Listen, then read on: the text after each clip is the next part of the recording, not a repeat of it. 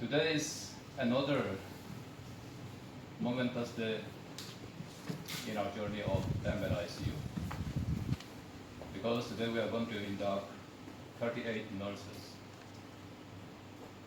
Very soon we'll be inducting another 200. Today is a red letter day for the ICUs in Nagaland, as for the first time in our state, 38 new nurses are being recruited for the 10-bed ICU, which is spread across Nagaland in the district hospitals. We are profoundly grateful to the E-Government Foundation for their generous contribution of 10-bed ICU equipments, tele-ICU equipments, and also for the support and also the service that they have rendered in the last more than 1 year.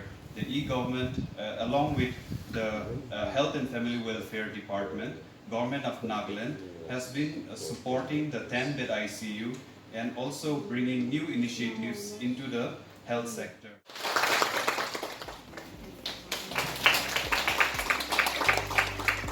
Thank you, sir, of the nurses. First is Lilo Jimo. Yes, sir. Let's go. Next is Alvina Yepko.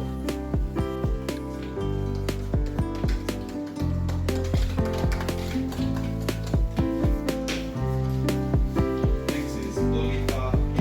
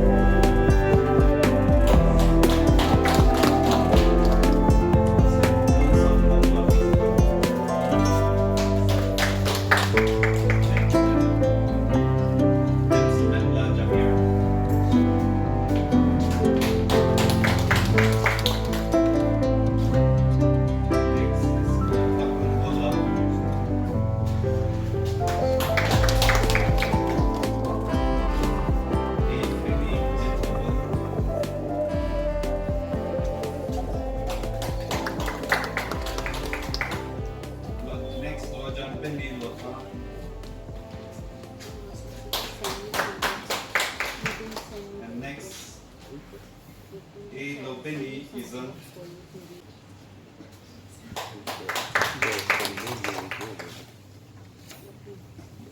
And lastly, Lilano Audio.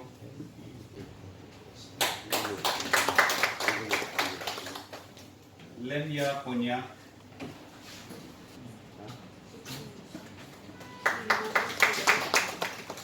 Mary M.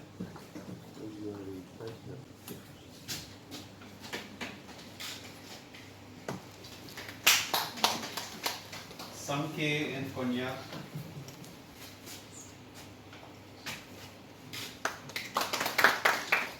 Yanon.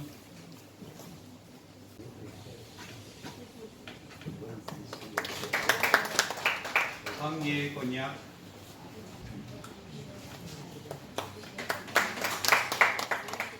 And Y. Somet Naro.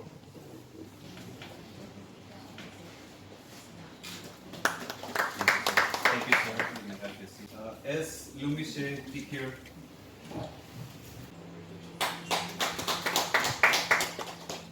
Sadila Santam.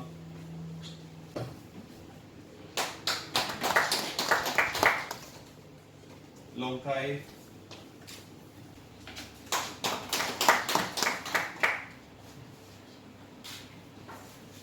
Tsutin.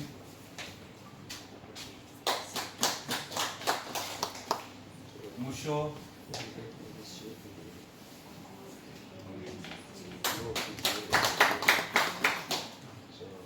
Akam Lachang.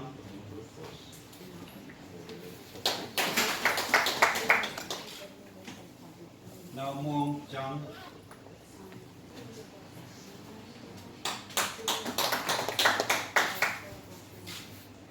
Wangto Santam.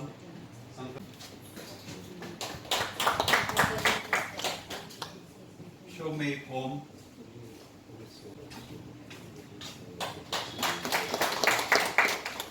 Sunke Pom.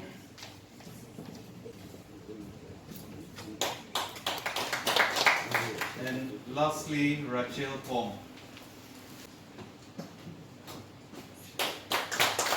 Thank you, sir. Can we all give them a big hand? We are all aware that, taking into account the population and the geographical condition of the Northeast and particularly Nagaland, ours is a small state with a less population, but when it comes to challenges, we have huge challenges because of topographical and geographical condition of our state, and particularly as far as the healthcare is concerned. And during the time of pandemic, as one of the one of the worker involved in it, along with the health worker, we visualized how unprepared we were, not only our state in our country, but the whole world. And particularly the second phase of the pandemic, we had to rush from the post to pillar in search of, oxygen, in search of ICU. And I believe before the pandemic, I think Naga Hospital Authority was the only hospital having an ICU when it comes to the government hospital. And not many private hospitals had the facility. And we really had a hard time. So I always consider to be COVID pandemic, 19 pandemic was like a blessing in disguise to all of us. And we prepare ourselves, and we had to manage whatever resources available, and we are so grateful that Government of India has supported us a lot, and many donors, and most importantly, one of the best gifts that we received is the 10-bed ICU. And as already stated, before the pandemic and after the pandemic, we have huge difference, whether it is in government sector, whether it is private sector. I think, Dr. Sinti, we had, around less than 30 ICU bed in Kohima. That was the only facility in the government sector. Maybe Dimapur with one or two functioning at that time. But as of today, we have in all throughout the land and breadth of the district hospital, even in private sector also, in CSI referral hospital also. We now have about, not as good as this 10-bed ICU facility, but we have about 200. Even in Pluish complex, we have 100. And in most of the private hospitals, we have already increased. And should there be any pandemic in future, we are mentally prepared to overcome this. And most importantly, when we come to the quality facility of the ICU, I think the 10-bed ICU is the best. And we would like to thank the eGov under the leadership of Bisoya, and most importantly, the bright mind and well-meaning people like Sri Vinod Khosla from California, and Nandani, Sri Nandani, and Sri Srikant, and eGov. They have done a lot for our state. I believe when it comes to an equipment, the cost of the missionaries.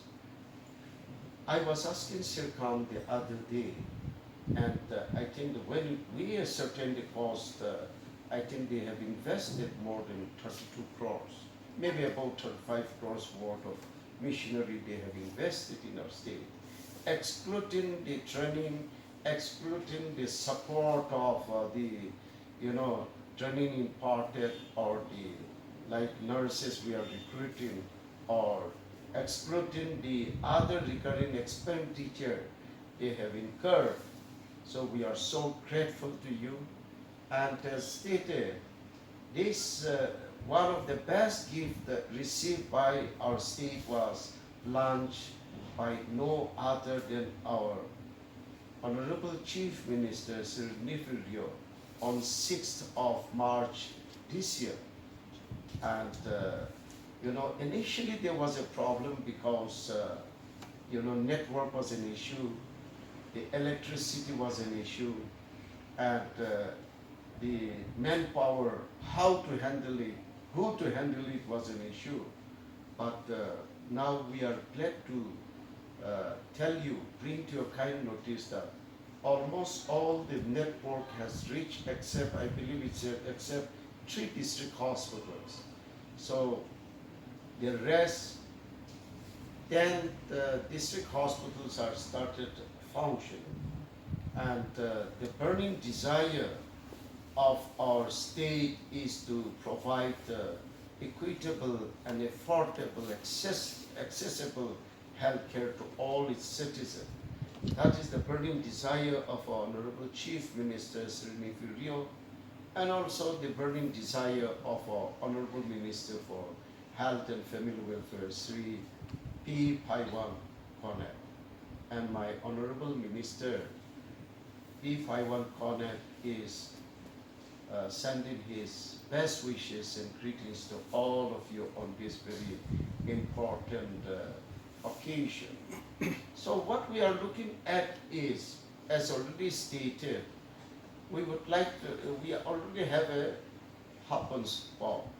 And since one of the best doctors are here in Naga Hospital, and it would be, it will not be possible to post the doctors to all the land and breadth of the district hospitals. I'm talking about specialized.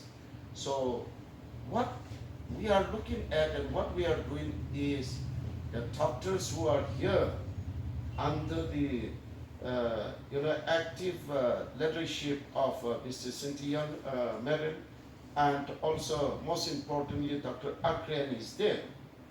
They will continue to assist the health worker in all the districts.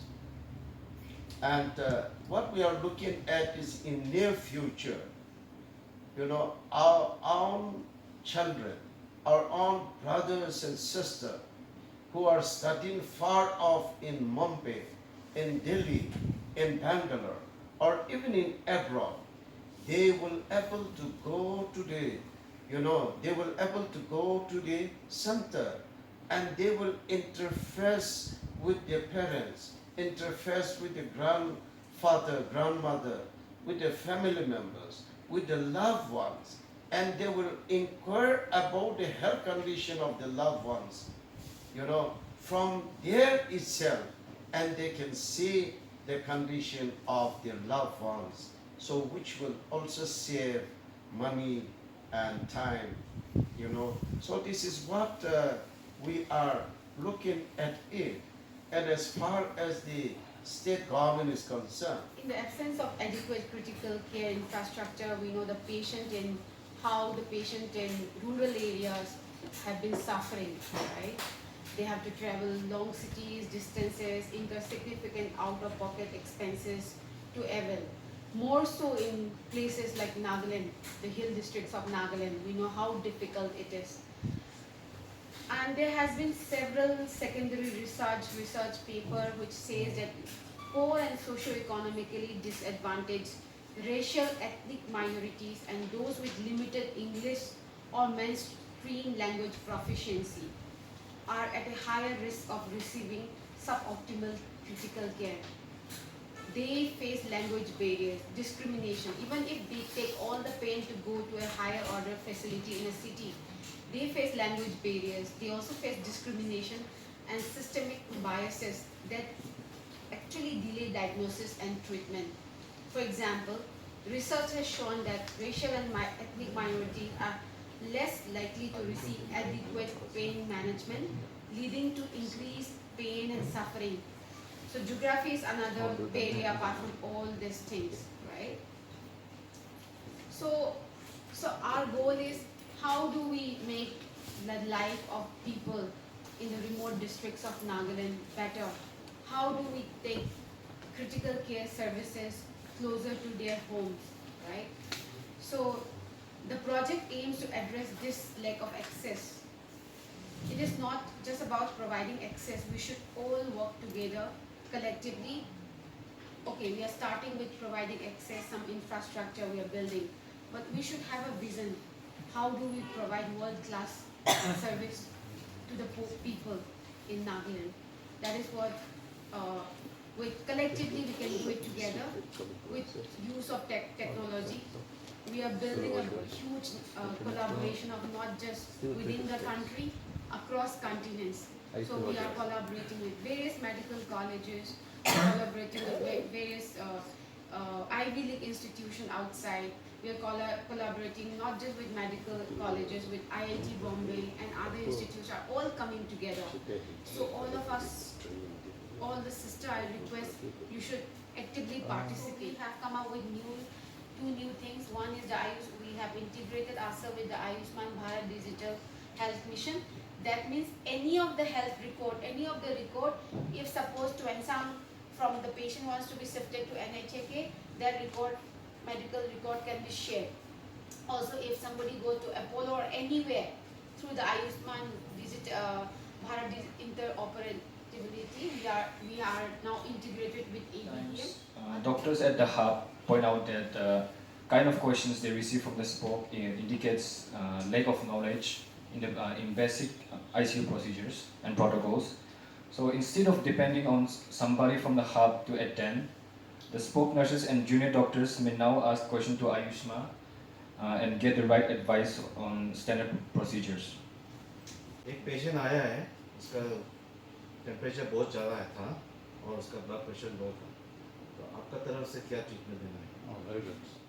Whenever we think about ICU, what comes in our mind, obviously death, which is considered to be the most common occurrence, the mental stress, heavy works, and so the list goes on. But despite all those thoughts I have in mind, I'm also grateful to be a part of it now.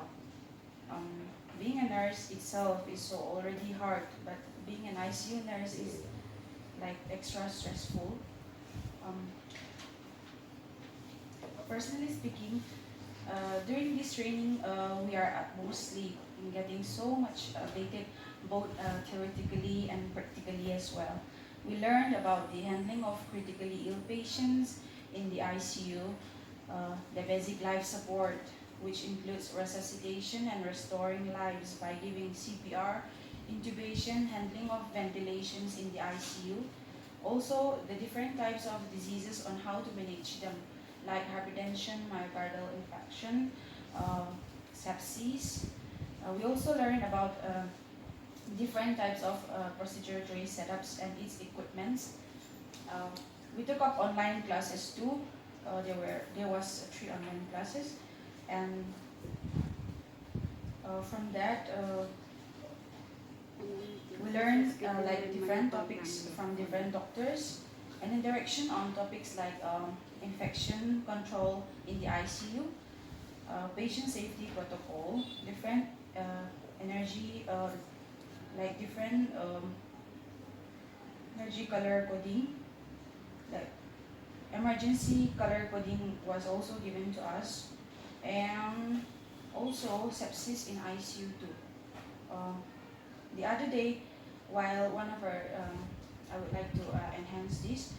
The other day, while one of our senior nurse talked about psychiatric emergencies, she also talked about suicidal prevention and management, which I think would have been a great impact in our society, and this should be considered a very important and alarming topic. To work in an ICU, it is the most difficult and risky place. Our patient's life partially depends on us. Also, one of the most challenging thing to be an ICU nurse is dealing with that patients.